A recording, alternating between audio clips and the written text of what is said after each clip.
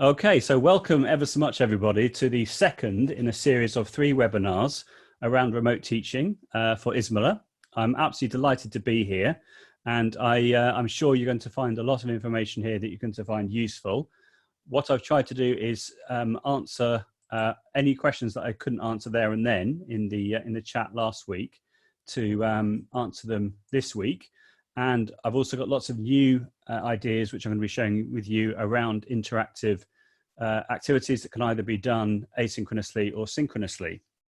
So let's go on to the second slide, should I say? And there we are. So you probably all have my contact details already, but that's my Twitter handle and that's my email underneath. As you can see, we're going to be looking at Flipgrid and Padlet, but we're going to be looking at some other things as well. So let's just crack on, and it's an absolute pleasure to be here. I hope you've all had a good week. Okay, so this is what we're going to try and cover in the next hour. As you can see, we're going to be looking at Padlet, Flipgrid. We're also going to be looking at Jamboard. I'm going to be doing some brainstorming with you on Jamboard. If you haven't seen Jamboard before, it's a Google tool which allows you to create an online collaborative whiteboard that works on all devices, as all Google tools do. And we're going to be doing some brainstorming with that later. We're going to be looking at Flipgrid and looking at things such as being able to record video, upload it onto a grid, being able to moderate the content.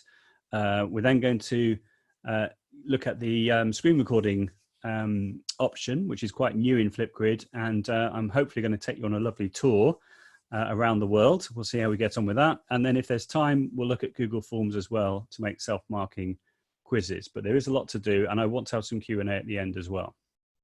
Okay. Right, so you'll be seeing in the next few slides that I've been using Bitmojis a lot in this presentation. So I was very, very excited to see yesterday that finally it's possible now with Bitmoji in the Chrome extension to write in any text as long as it's a short phrase, and it will then generate a random Bitmoji that goes with your text. So it means that it just creates many, many more possibilities of how you can use Bitmoji. So the first question that I didn't answer last week is, as you can see, can you pre-prepare the groups for breakout rooms in advance? So I checked this, and yes, you can pre-assign users, but the issue around that is you need the email addresses of the people you would pre-assign, which obviously in this case would be students, and that email address would have to be associated with a Zoom account. So I appreciate that it would be easier to pre-assign users, but I'm not recommending in any way, shape or form that you go down the route of getting all the children to create Zoom accounts. And in fact, you have to be 16 and over to do that anyway. So unfortunately, that's not something I would advise. What I would suggest is that you go for the automatic option when creating breakout rooms, and then it will magically sort everyone into a separate room. But if you want to pre-assign people, I don't think that's possible. And the other option is to manually do it, which I appreciate takes a little bit more time, but that's to keep everyone as safe as possible. Okay, so that's the answer to that question. You'll see as well that underneath I've put links to the official guidance from Zoom, and then underneath that is one from a university talking about pre-assigning participants to Zoom, but that's for young people older than 16, and there's a YouTube clip as well going through the same issue. Okay, so that's the first question answered, I think. The second question, can you keep sharing your screen in breakout rooms? So yes, in breakout rooms, you still get all the functionality as long as the host has enabled those things. And so that's all good. So it means that if you set people into a breakout room, they can share their screen, they can talk to each other, they can work on a whiteboard. Yeah, or you could just have it so they were just talking to each other via video. And then obviously as the teacher, you can then hop in and hop out whenever you want to. And you can also drag and drop anybody who's in a breakout room into another breakout room, which I mentioned last week. Okay, that's that question. Next question. Okay, can you share the whiteboard in the breakout room and bring it back into the main room? So the honest answer is no, you can't.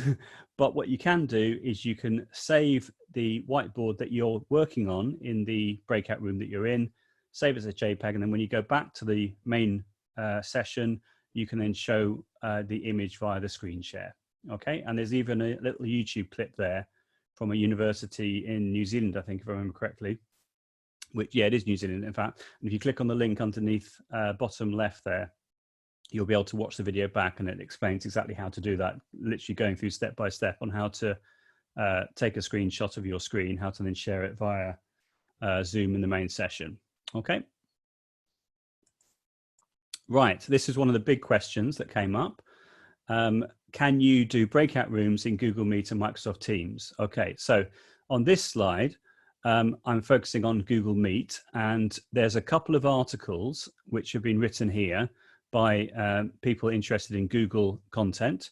And essentially you can create a number of different Google Meets running at the same time. So you, in the different links there, it's all explained. If I just click on this one, this is probably my favorite one, which is from a guy called Greg Kulowick from the States. So I've actually met face-to-face in Boston in 2013, and he's the gentleman who invented the term app smashing. And as you can see, what he's done here, he's done a little video clip, and he goes through step by step on how to do breakout rooms. Essentially what he's doing is he's creating a new room for, say, 4 or 5 students. He's then putting them into a Google Slides presentation as the link. He's then assigning the different students via the chat, and then they're clicking on the right link, and then he can then hop between the different ones, making sure that he's got the audio muted, apart from the one that he's going to be going into. Otherwise, you'd have a cacophony of noise. So it is possible to do it. It's just not as straightforward compared to in Zoom. Okay, let's go back to my presentation. And that's a lovely graphic there as well, which was Clay Codes, this website here. He's the person that came up with this graphic, which I think is lovely. Right, so the next slide is oh, before I do that as well, this is as you can see, I've been playing a lot with Bitmojis. I made this animated GIF just by using 2 Bitmojis, and I removed the background as well. I used well, I did it twice actually. I used an app called Image Play, which is IMG PLAY, and then the other one, that's an iOS and Android app. And I also used gifmaker.me, I think it is, gifmaker.me, I think that's right. And that allows you to do the same thing, but in the browser. With the browser version, it didn't remove the background, but there's a website called remove.bg, which allows you to remove the background of any image, including a human being or a pet or what have you. And so you can use that really nicely in a tool like Book Creator, add speech bubbles, and then record your voice and make that invisible. But I can do that. I may touch upon that in the third session. But remove.bg is amazing for removing the background. So as you can see, it's literally just 2 images, and then I've turned it into a GIF. And you can put GIFs into Google Slides or Keynote or PowerPoint, and then it just animates. So the reason I'm so excited by the Bitmoji is the fact that I think yesterday or the day before, Google have announced that as of this month, they're going to roll out Google Meet for free for everybody, whereas before it was only available if you had a G Suite account or a G Suite, you were a G Suite school. So that's very exciting for everybody, I think. So as opposed to just mainly using Zoom, if you were, sort of bring your own device context, you can now use Google Meet as well. Okay. Right. So next question, can you have breakout rooms in Microsoft Teams? So again, I found a couple of links there, one by Sam McNeil and the other one by PE Tutor. And essentially what they're doing is they're recommending that you have private channels for as breakout rooms, and then you then can hop between the different private channels. So in the private channel, they can have the Meet Now video conferencing, they can chat with each other. I worked out, or I heard earlier this week, that if you have the iOS app for Teams, there's a microphone button that appears on the right-hand side in the channel, and you can tap on that and you can record audio. And Catherine Bellers, who works at Ballard School, who's going to appear later on in my presentation, she was saying on Twitter that she was using it for speaking practice. So she was recording some audio, her students were recording audio, and they were having like a back and forth dialogue, which I thought was a really cool idea. But I'm not sure if that works in the Android app for Teams, but it certainly works in the iOS app, and I've enabled it on mine, which is very exciting. I get very excited about these things. So that's Teams. So hopefully that's answered the question about can you do breakout rooms in Teams and in Google Meet. Okay, right. I'm going to spend a little bit longer on this one because this is the big question I had this week. And as you can see, I was very honest when I tweeted on April the 25th. Has anyone got any bright ideas on how to do summative assessment writing tasks in a remote teaching context and ensure that students do not use Google Translate to complete it? I'm stumped, which is completely true. I think I mentioned last time that my friend Francois Stolder, who's on the right-hand side there, who I met back in 2013, I think it was, when I did a course in Bangkok. And he, at the time, was the head of languages at Tower International School in Bangkok. Since then, well, anyway, now he's working in Budapest at an American school. And we sort of kept in contact ever since. And we had, he runs these sort of Zoom webinars for international school teachers, and he invited me to come along, which was great. And we had like a one-to-one chat about this very issue, about how do you have summative assessment. And I recommended Socrative, which allows you to make pre-made quizzes, which are teacher-paced. So you could, for example, take a photograph of some text and have that in the image for each question. So you can do this all beforehand. And then when you run the assessment, you then get to choose when you move on to the next question. So in other words, the idea is that the children don't have enough time to just take that text because it's an image and put it into Google Translate. So again, Francois was a star this week, posting a screenshot of how he administered the test that he did a couple of days ago. And as you can see, what he's doing is he's getting his students to point their cameras at their hands. So they're writing on a piece of paper with their pen. So you can see very clearly they're not using a mobile device. Admittedly, they might have two screens, I suppose, if they really wanted to. But anyway, he then gets them to use an app which allows them to turn what they've done into a PDF. I would recommend Office Lens for doing that, which is a really nice app in general if you're going to convert any sort of handwritten text into a PDF, and then they can then submit that via Teams or via Classroom. And that works on all devices, I believe. It certainly works on iOS, Microsoft, and Android, I believe. So that's one way of getting around the issue. And then at our Tilt Show and Tell on Saturday, Paul Evans presented about a tool called exam.net earlier on that week. In fact, I think it was the same day, if I remember correctly. He suggested exam.net. And that's a Swedish company that have created this. And essentially the idea is that you, as a teacher, you take the exams as a PDF, you upload the PDF onto exam.net. You can also upload audio files as well. And then you give the students a code. They then join the session at an allotted time. So let's say they have an hour. In that time, the software is monitoring their keyboard and monitoring their screen. So they can then see whether they've taken their hands off the keyboard and all this sort of thing. So they can, if they've been away from the keyboard for a set amount of time, they can be locked out of the session. And the teacher can sort of force them to hand in the work i.e. finish the exam at any moment. So it could be, say, an hour long or what have you. And that seemed to be, another solution. I'm not saying, I've sort of come to the conclusion, if the children really, really want to cheat and want to use Google Translate, there's not a lot you can do about that. But I think that these sorts of ideas, as well as having a parent sitting next to them the whole time that they're doing it as well, is an option. Another option is Screencastify, which I mentioned last time.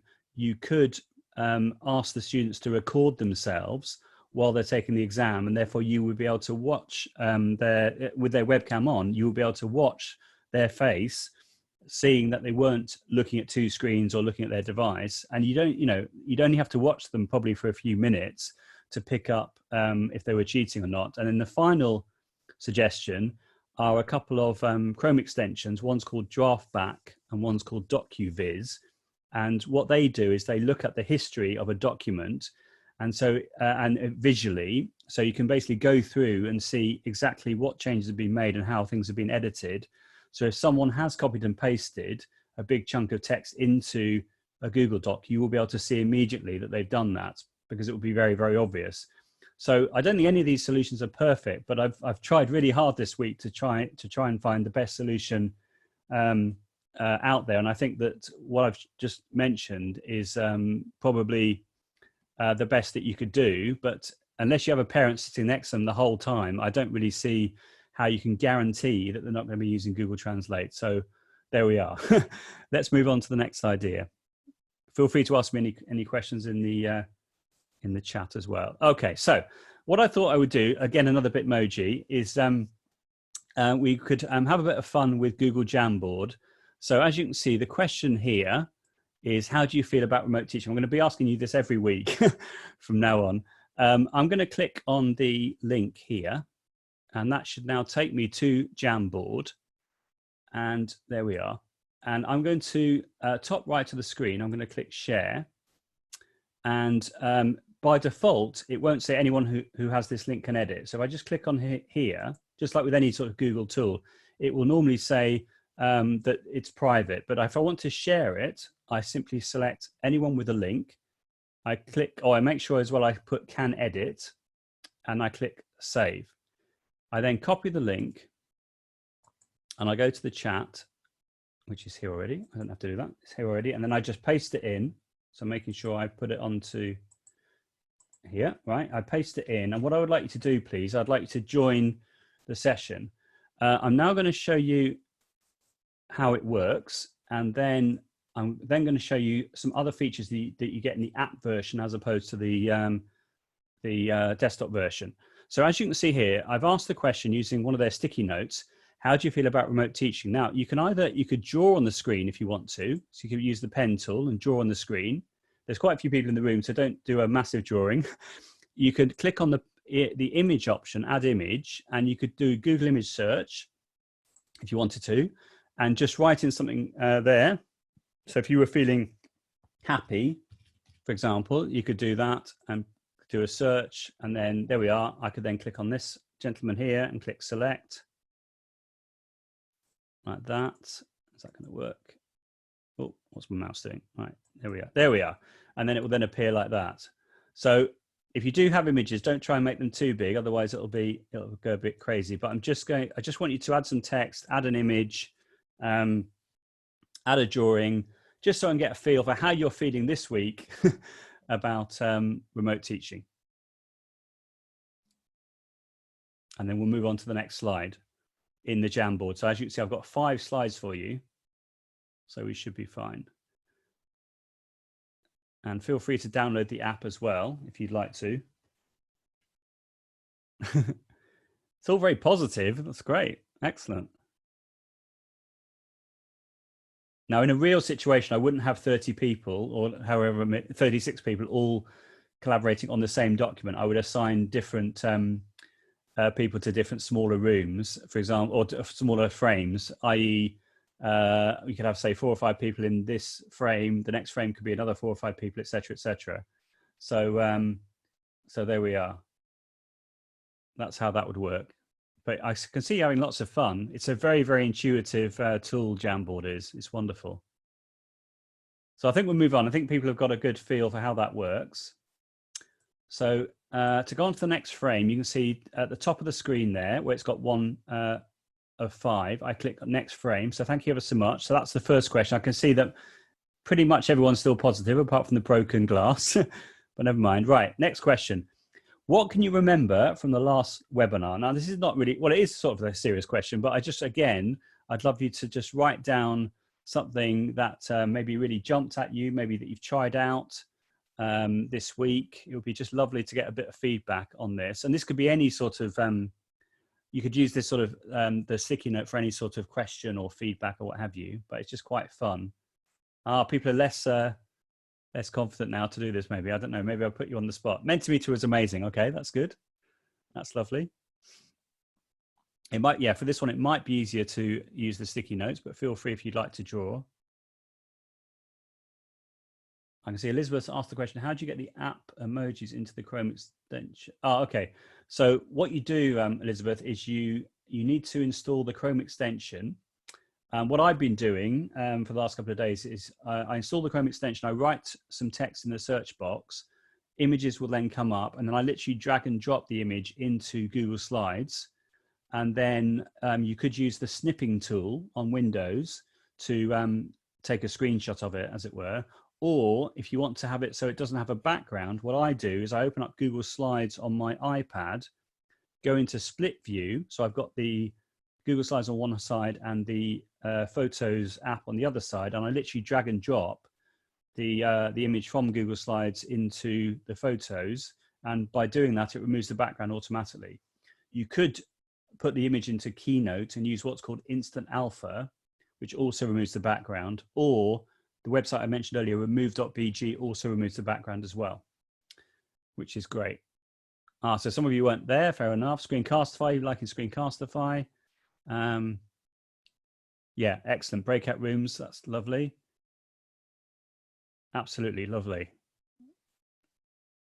Okay, I'll just give you another minute or so to write something. I can see that mini whiteboards, yeah. Oh yeah, that was a lot of fun, wasn't it? Using whiteboard.fi.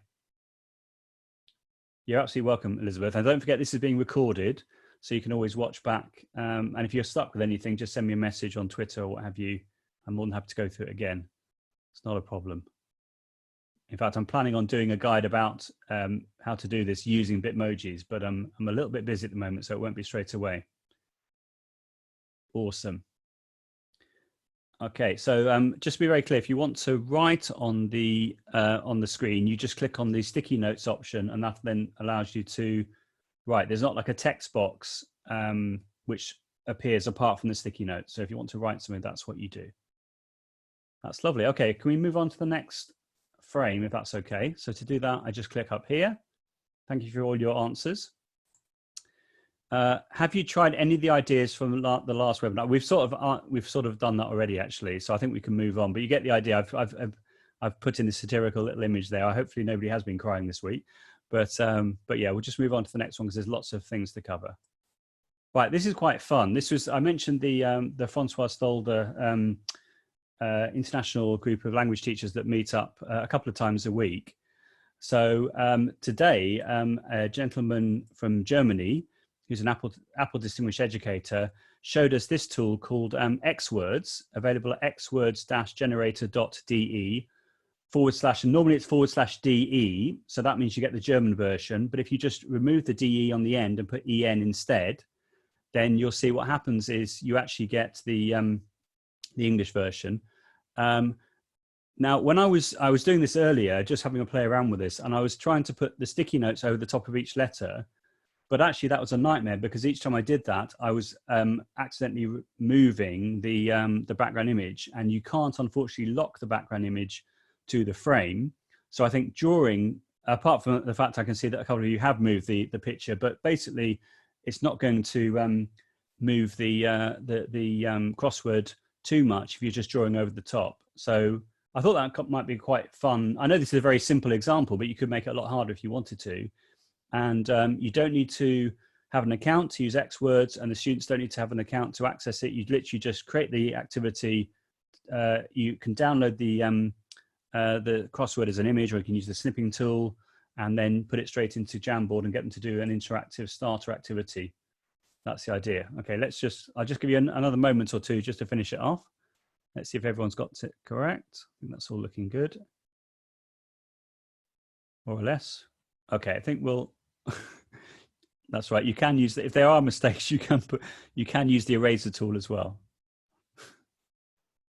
Okay, I think we're going to move on, but hopefully everyone's understood how that works. So it's XWords is the free website from Germany, but you can get it in English just by changing the DE on the end of the link to EN, and then you get the English version. So it's quite a fun way of using this in Jamboard.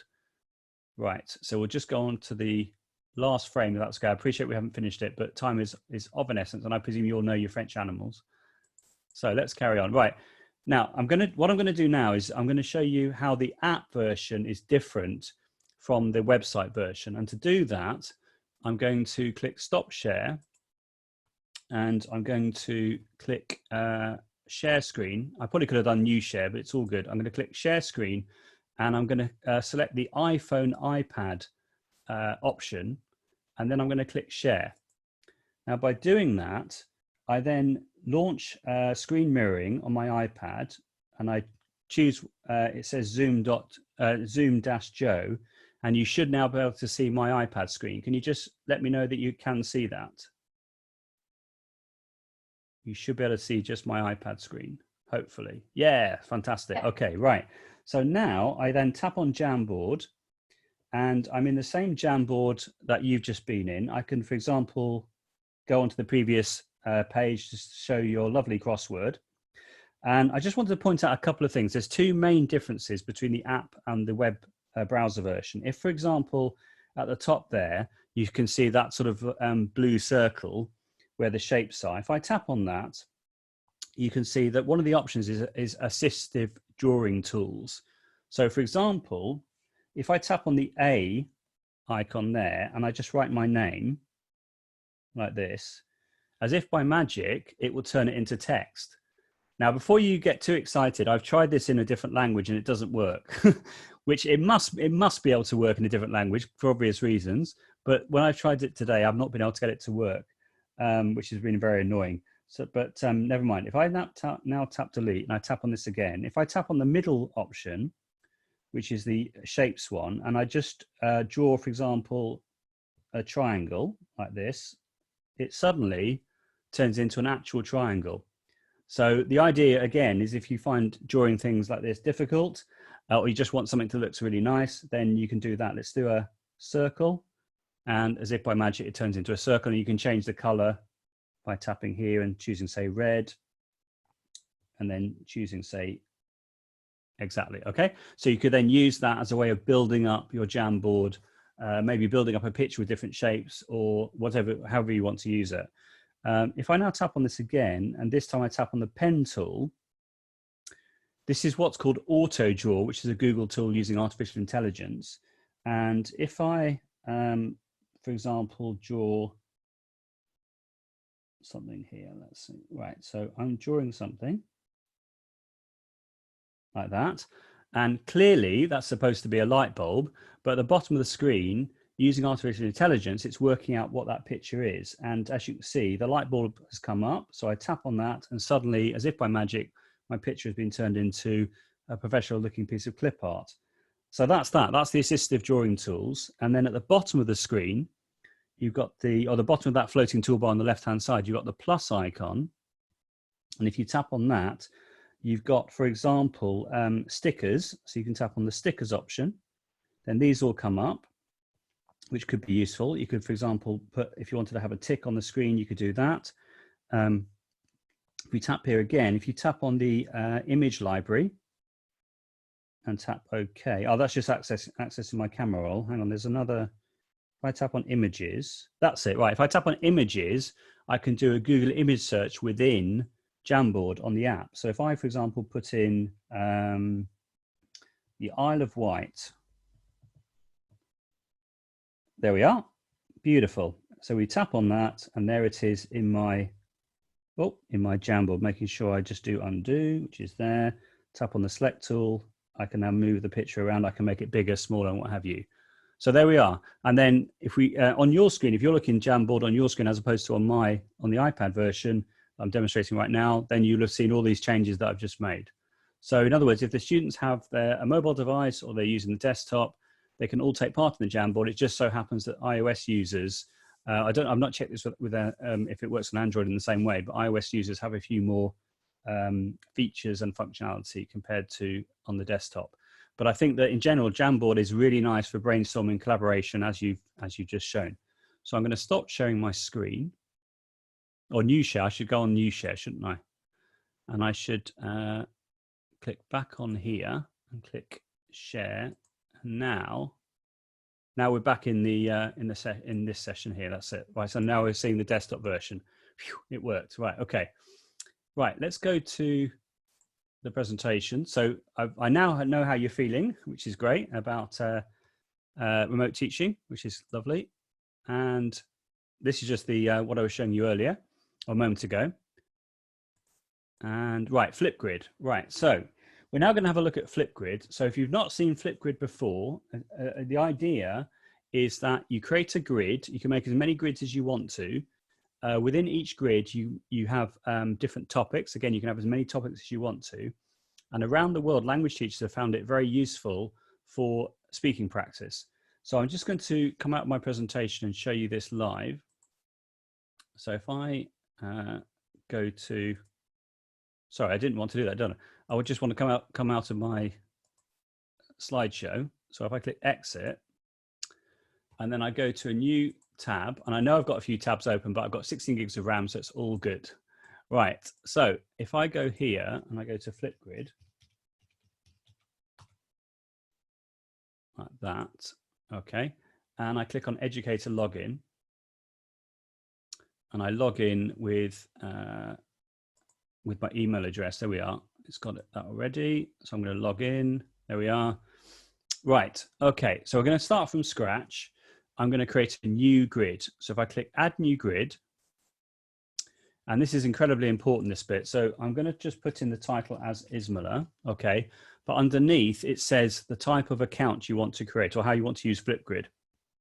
I would recommend, for obvious reasons, that you set this up using your Microsoft or Google school email address. So it means that the only people that can have access to the Flipgrid are people who are using the email from your domain. I would not recommend the other options.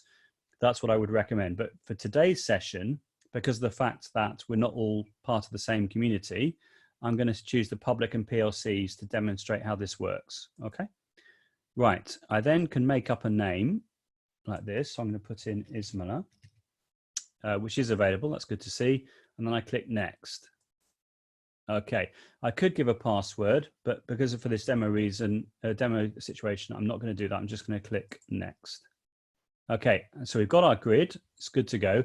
You can see here that you can share your grid automatically to Teams or to Google Classroom, which is always nice to see. Okay, so we've done that, and you can see that that a topic has already been added by default, which is called Say Hello on Flipgrid, which is lovely. And if I go to the right-hand side, you can see it says Actions. If I click on Actions and I click on Edit Topic, you can see that's the title there. I can change that at any moment if I want to. If I scroll down a little bit, can you see it says video moderation? This is always a big thing that people ask me about Flipgrid, about can you moderate the videos? And the answer is yes, you can. And what you do is you tick on the slider there. That means that any video which is published onto the grid, you get to see it before it goes live, and you can choose whether you make it active or hidden. The other thing I want to point out is here, recording time 1.5 minutes. You can change that. If you click on here, you can have it to up to 10 minutes. I'm going to select 10 minutes now. I'm not going to be recording for 10 minutes, but just to show you how it works.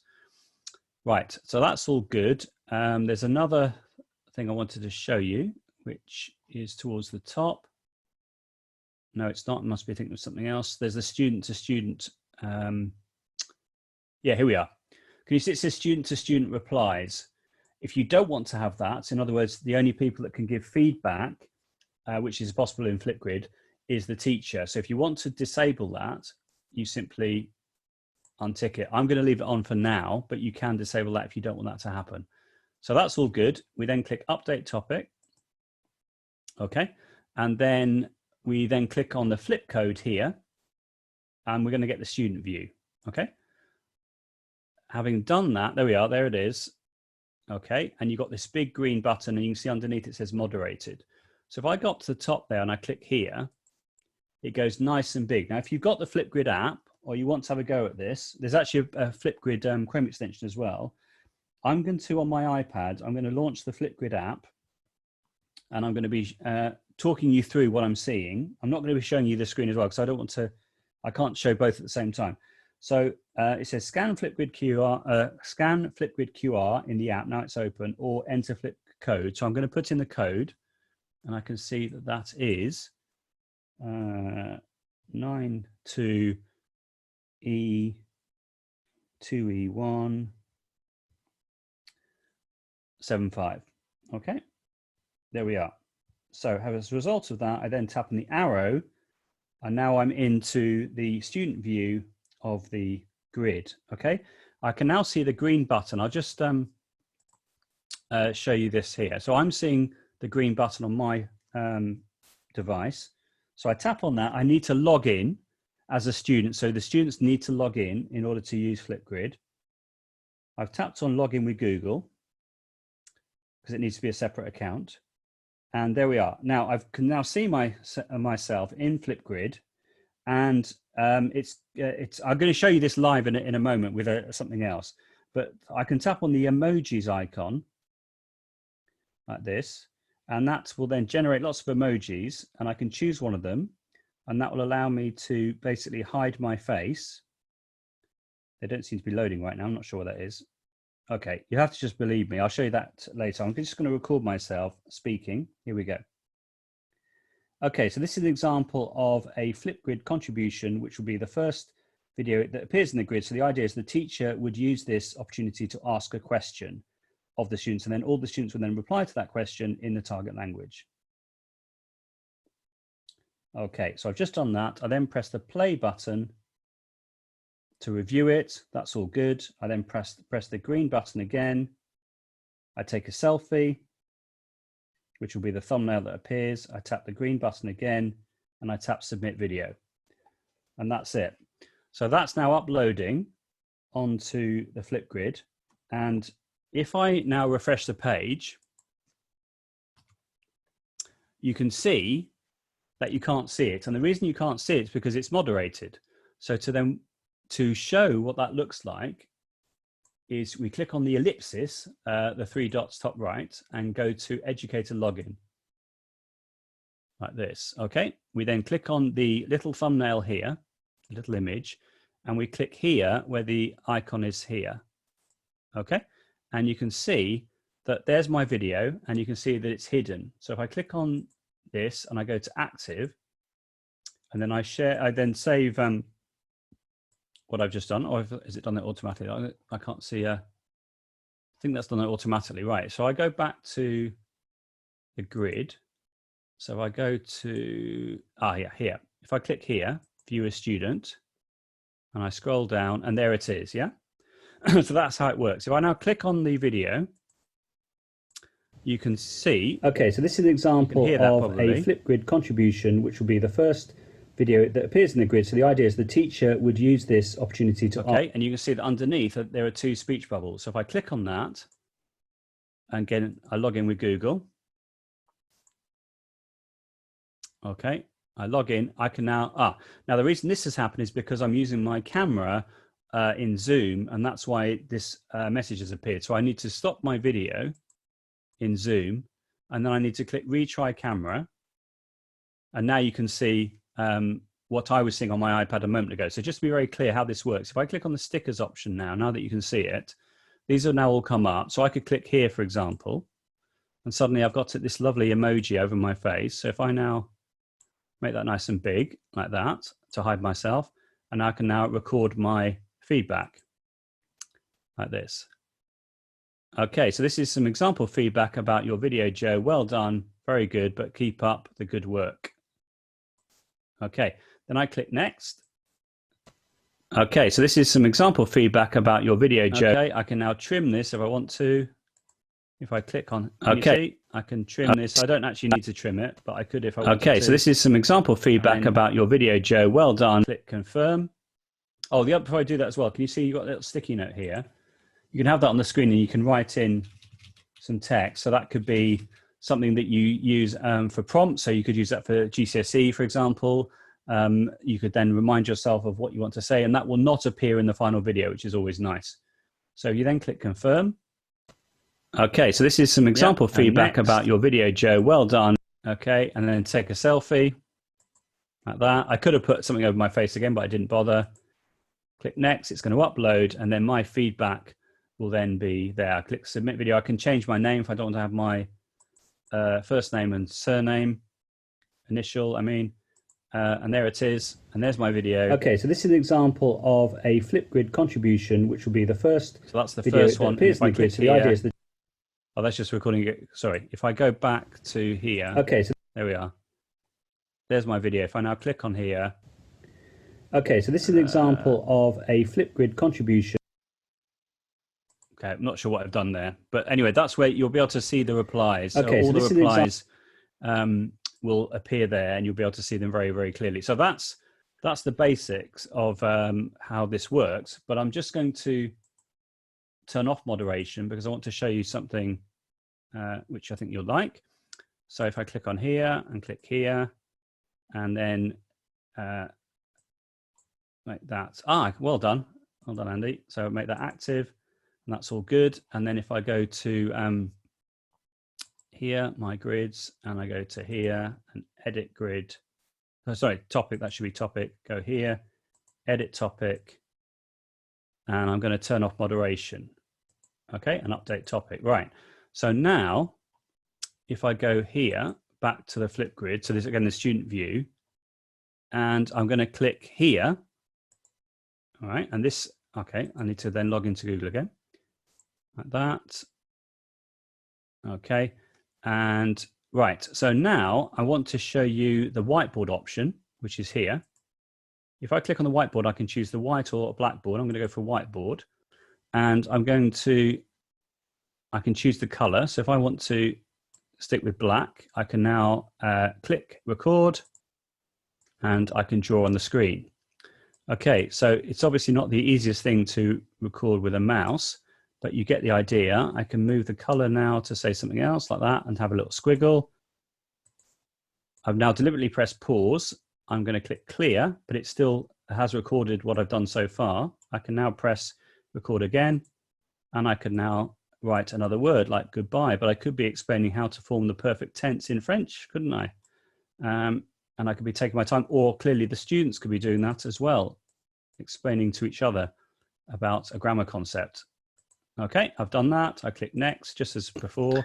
Okay, so it's obviously not the easiest thing to record with next. Take a selfie, click next, upload, and you get the idea. So once you've established the routine, the students will be good to go, and that will now, that should have appeared. Why hasn't that appeared? I've turned off moderation. There it is. There's my video. And there's the whiteboard. Okay, so it's obviously not the easiest thing to... Okay, now the next thing I want to show you is screen recording, which is a new thing. Don't know why it keeps asking me to log in, but never mind. If I now click on the ellipsis to the left of the record button, yeah, Flipgrid is completely free. It used to be, you had to pay for some features, but Microsoft bought it a couple of years ago, and it's now completely free. Right, this is the bit when I have to make sure I can see everything on my screen. Right, okay, so can you see it says screen recording? So I'm going to now have lots of fun with you doing the following. Right, I'm going to click capture screen, start screen recording, choose my desktop, click share, and now I'm going to go to Google Earth, which is here, and I think this should be recording right now. So in Google Earth, I'm going to be going somewhere. I can go anywhere in the world. So I'm going to click search, and I'm going to go to Buckingham Palace. Okay, like that. I click there, it comes up, and I click here, and away we go. Oh, do that again. Sorry, there we are. I shouldn't have clicked on that. Never mind. Right, so as you can see, there it is, Buckingham Palace. And then what I can do is I can take the little man and I can drop him here. And as if by magic, we're going in on Street View and we're going to see just outside Buckingham Palace. And there we are. So in other words, I could now be recording my voice, which I'm right now, and I could be going anywhere in the world, describing what I can see, doing a sort of like a web tour, and everything is being recorded within Flipgrid. So to stop sharing my screen now, I click stop sharing, which is here, and I think this should be recording right now. So in Google Earth, this is what I've done. I'm going to be going somewhere. I can go anywhere in the world. So I'm going to click search, and I'm going to go to, obviously you wouldn't have the chat on the screen, but you get the idea. Buckingham Palace. What I've tried to do here. Okay, like that. I click there, it comes up, and I click here, and away we go. Oh, do that again. Sorry, there we are. I shouldn't have clicked on that. Never mind. Right, so as you can see, there it is, Buckingham Palace. And then what I can do is I can take the little man and I can drop him here. And as if by magic, we're going in on Street View and we're going to see just outside Buckingham Palace. And there we are. So in other words, I could now be recording my voice, which I'm right now, and I could be going anywhere in the world, describing what I can see, doing a sort of like a web tour, and everything is being recorded within Flipgrid. So to stop sharing my screen now, and there we are, which is here. And I think again, I could be trimming this, which is here. So I could start sort of this sort of. There we are. Click up, and I click here, like and away we go. Then sort of here. But you get the idea. Okay. Sharing my screen now, up, and I click here. Right. So so you get the idea. I can top and tail the recording. I then click confirm, up, and I click here, and next, and away we go. Take a selfie. Next. Uploads. So the students could be doing this. Yeah. So you could show them how to do it. They could then all be going into Google Earth, doing the tour, and recording in the target language, describing what's around them. And I think they would absolutely love that. You do have to have quite a quick computer for this to work, but we've done it. So that's Flipgrid, and that's what I wanted to show you. And we now need to go back to my presentation. There's all the links here on that you can check out as well, which are sort of tweets and what have you, describing what I've just shown you. Okay, right. Padlet. Let's have a look at Padlet. So Padlet is wonderful. It allows you to record audio, which is just amazing. And it's essentially like an online notice board. So you can publish multimedia onto it. But I think for languages, what I particularly like is the voice option. So I'm going to go on to the next slide. I've made a little guide actually, which I'll put in the chat for you. It's is.gd/audio Padlet. And that's I think a 9-page or something PDF, which goes through what I'm going to be showing you right now.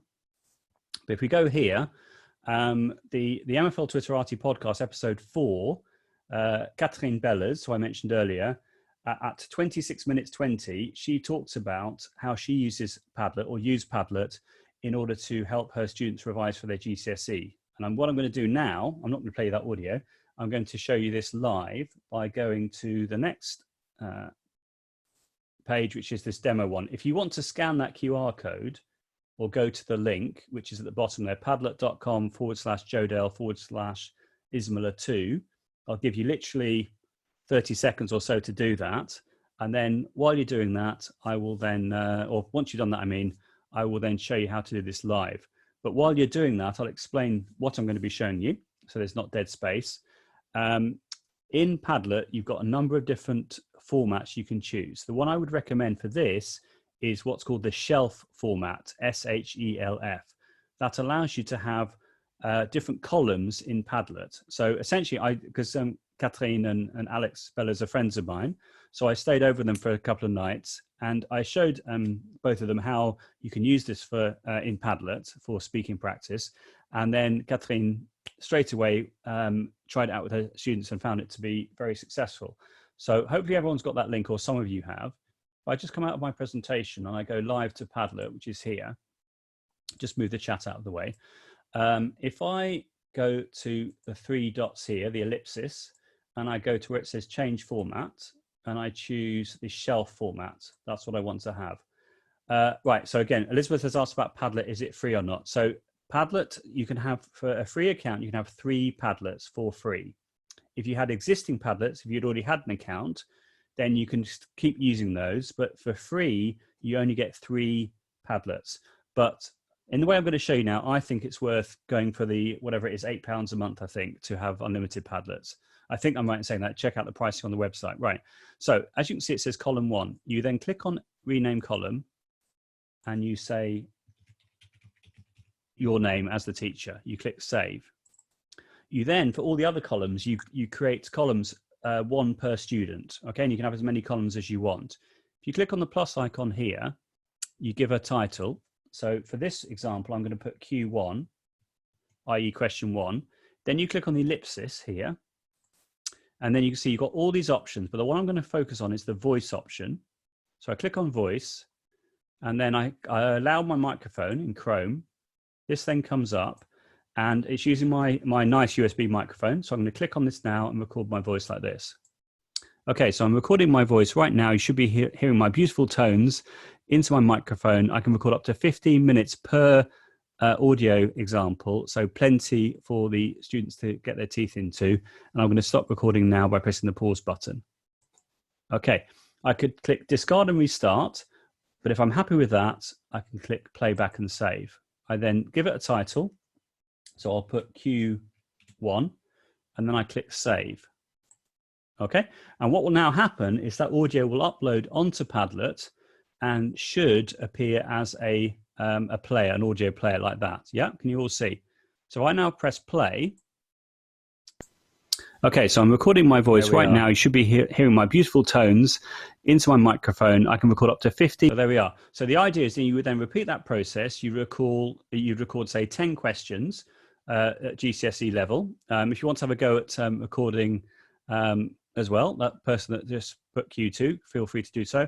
Then in add column, I think I'm right in saying only I as the host can add new columns, but once you've added the columns, you will put the students' names there, or a nickname if you didn't want to put their actual name. And that means that they can listen to each other's audio. And if you've enabled commenting, which you do here, you click on the cog here and you rename the Padlet, what have you, and you go down to where it says comments and you enable commenting, and that gives the commenting option underneath. Oh, you can create another column, fair enough. So you could create your own column, but obviously the children will be well behaved, I'm sure. And you can also moderate each post if you want to. You see underneath it says require approval, require a moderator to approve. So if you turn that on, nobody can post anything unless the teacher approves it, and there's a profanity filter as well. So I suggested this to Catherine, and she has been using it. And in the podcast audio, you can hear her saying how she feels that it's given a lot of confidence to her students. It's been really helpful. She's now actually using OneNote to do the same sort of thing, but I think Padlet works really, really nicely for that. So hopefully that's give you an idea on how you can use Padlet in this way, particularly in languages. Okay, let's go back to presenting. And we'll just finish up. Right, so Google Forms again, and I have got enough time because we started a bit late. I can show you how to make a Google form. And let's just go on to the next. So would it be helpful to leave a class list up so students know where to upload each file? Yes, you could do. I mean, Padlet works on all devices, so they just need to, yeah, you could do. You could have you could upload an Excel spreadsheet, but you could just have an image of all the class list on the Padlet, or you can add a background image in Padlet, so that could actually be the class list. So if you wanted to do that, that would be fine as well. They do not leave their name. So yeah, good. Yeah, it's really important that they do leave their name. What you could do is you could insist that they all log in with an email account. They don't have to do that. As you saw, I wasn't asking you to log in, so they could do that. But if they log in, then their name will appear as their name based on the name that they use for their email. But what I would suggest is just make it very clear that you expect them to write their name for obvious reasons. Okay, so you can identify who is who. Right, so let's come out of here and I'll show you, let me just see what else I'm covering. Oh yeah, that's fine. Right, so let's have a look at Google Forms. So, and I appreciate that if you're in an Office 365 environment, you've got Microsoft Forms, which are very similar. So I'm just going to go to Google Forms. The little shortcut as well is form.new. I can't remember if I said this last time, but if you put in doc.new, slides.new, form.new, it will create a new Google Form, Google Doc, etc. just by doing that. So having done that, can you see? It's created a form straight away. So I'm going to do a very, very simple and straightforward vocab test, which is going to be self-marking. So I'm going to put in les animaux. Okay. And then here is my first question. And so I'm going to put in, what is your surname? And I will, oh, hang on, what's it doing? Let's do that again. What is your surname? And I'll explain why I'm doing that as the first question in a moment. You choose here, you make it short answer, you make it a required question, and then you click on the duplicate question, okay? On the next one, you put, instead of what is your surname, you put what is your first name, like that. You click duplicate, and then you write, so again, I'm going to do a very simple one. My mouse is being a bit silly again. What is the French for a cat? I know that's a theme for today, isn't it? I'm going to keep it a short answer. I then click duplicate, and then I simply change this for something else. I'm going to go for dog this time, then duplicate, and then these all actually require questions. They don't need to be required questions, so I can turn that off. But it's important that you have the required question as the name, like that. So instead of dog, I will put rabbit, and then duplicate, and then finally we'll go for horse, but this time we'll go for multiple choice instead of short answer. Okay. Here you write in the different options. So I'm going to write in like that. And I know it's in the same order. I'm just doing it by way of example. Right. Okay. There we are. Right. Okay. So we've done all that. That's all good. So then how do you mark it? The next thing that you do is you go to where it says, you go to send. No, hang on. No, you go to the cog. You go to the cog. So I'm getting a bit tired. You go to the cog and you click quizzes. This is the important bit. You then switch here and you say, make this a quiz. There's other things you can do. You can choose, immediately after each submission. I would say yes for that. The general, if you're in a G Suite school and you want to collect their email addresses, that's all fine. If you want to limit the answers to one person, to one response per person, that's fine as well. Edit after submitting is quite nice. Not obviously for a summative test, but if you want them to do a survey and then they change their mind, they can go back, say a week later, and change their answer, which is quite nice. But I'm not going to do that right now. I'm just going to click save. So you'll see now, for this one, for example, if I click here, we've now got the answer key option. So I click on answer key. I then put in the right answer, which I'm going to put in answer, not sha. So if you write sha with a capital C or a small c, it will be marked incorrect. I then have to give it a number of points. So that'll be 1. I then click here and I just do the same thing for the next one. So I put in the answer like that, give it a number of points. Okay, mark all others as incorrect. Again here, answer key, put in on the part, make sure I put the number of points. And last of all, we click here. You then select the radio button, which is obviously that one, and you choose the number of points that you want to assign. And then you click done. So it's all done, taken no time at all. You can also copy forms, so you can just repeat the same idea. You then click send. Oh, you can also, before I show that as well, here, the floating toolbar, you've got this option here, which is import questions. You can import questions from another form you've already made into this form. Before I do that, just see if there's any other questions. Is there a way to copy and insert question and answer like in Quizlet, as it is rather time consuming? So, okay, I've just answered that question, I think. Yeah, so vocal recall or class QR doesn't work anymore, but isn't around anymore. But there is now what's called Quicker, which is here. And there's a new feature, which is Quicker Conversations, which used to be premium, but the developers now decided to make it completely free. And as of today, he's introduced moderation, and I've been one of the beta testers, and I think it's amazing. But I might show you that next time, if that's okay. So if I click send now, and I click on the link icon, and I click shorten URL, I don't have to do this last bit, but I'm going to do that, and I click copy. So you click the link icon, you copy the link, and then I post that in the chat for you. And I know it's very simple, but can you just answer that very difficult vocab test on pets, and to see what is happening, or to see what the form is looking like? That's what it should be looking like that. Okay, then I click on the edit option here, and I click responses, and hopefully in a moment, lots of lovely responses should be coming in. So I'll just give you a moment to do that, if that's okay. And then we'll finish off in a moment.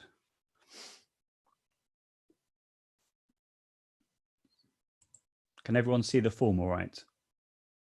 That's good. Lovely. At any moment as well, as you can see here, it says accepting responses. I can turn this off. So it could be, for example, once at the end of the lesson, let's say, you disable that. So it means that the students can no longer send answers in. So are you very good? Very good. Lots of responses coming in now. That's lovely. I'll just give you another 30 seconds or so to finish your quiz. So some teachers I know use this on a weekly basis with different classes. They set up their vocab test and it's all self-marking. So yeah, once you've done a set number of questions, you can just adapt them easily, I think. And it might take a little bit of time to set up the quiz, but compared to marking all the quizzes, I think it's a lot quicker, personally. Okay, so hopefully, yeah, we can see all the answers. That's great. So I'm just going to click on the little spreadsheet icon there, click on create. That will now generate the spreadsheet, and there it is. I wouldn't show this to the students, but they can see exactly what's going on, and I would then put in intervention strategies based on what people need to do who haven't done as well as they should have done. And the reason that I asked for the surname first is because here, if I click on there, can you see the little arrow, drop down arrow there? I can go to sort sheet A to Z. And that means now everything will be in alphabetical order, which presumably therefore will match your mark book. And so that's why I put it the surname question always first. Great, thank you ever so much. Let's finish off here. So that's Google Forms. We've got quizzes, which we'll do next time, which is amazing for listening comprehension. A little reminder as well, I know I had this last time, but if you would be interested in me doing some support for your individual department, you have my contact details, get in touch. I would love to support you over this difficult time. It would be my absolute pleasure. If we just carry on, there's the presentation, and I'm just going to sit back and to catch my breath, but feel free to access that either via the link, which I can put in the chat, which is is.gd/Ismaila capital letters 2. Okay, or scan the QR code. You've got the whole presentation there. I could have maybe gone into Padlet in a bit more detail, but if you go onto YouTube and you do a search for Padlet, you'll find everything about setting it up and all the rest of it. But I went through the most important things, e.g. how to moderate content on the Padlet, how to record audio as a language teacher. I think that's incredibly useful. I appreciate that Padlet is not completely free. It used to be completely free, and then they added a lot of new features. I think it would have been helpful if they had said you could have had 10 Padlets for free, but nonetheless, I still think it's a fantastic tool, and I would recommend, if you have the budget for it, to go for the full version, and then you can have unlimited Padlets across the department. So I can see we've got a question. Is there a way to go into someone's Google form response and retrospectively mark an incorrect answer? Yes, you can do that. Yes, you can. In fact, let me show you right now. If I click exit, if I go back to the form, which is here, and then what do? You can definitely do this. I'm just remembering, I think you go to, is it questions? No, it must be responses. If I click on, maybe it's an individual. No. Okay, I saw a YouTube clip how to do this recently this week, so you can definitely do it. I'm just not sure. I'll have to get back to you on that. So at the start of next session, I'll have to tell you how to do that, but you can definitely do it. Let me just see. Is it here? Edit after some. No, it's not that one.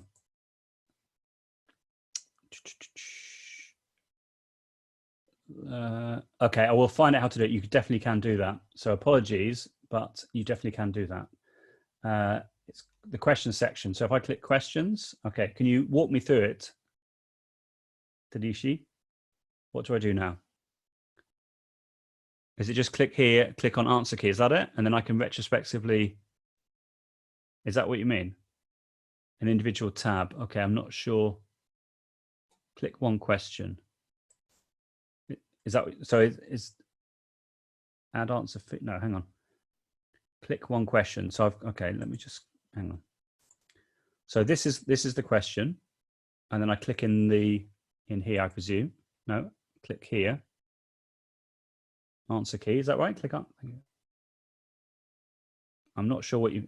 Never mind. Send me a message afterwards, maybe. But I'll work it out what I've done wrong, and I'll let you know next time. So again, if you have any questions that you want me to research from now until next time, put them in the chat right now, or send me a message on Twitter, and I can try and meet all the questions that you have, and we'll do that as a summary at the beginning. But I'm going to turn my video back on.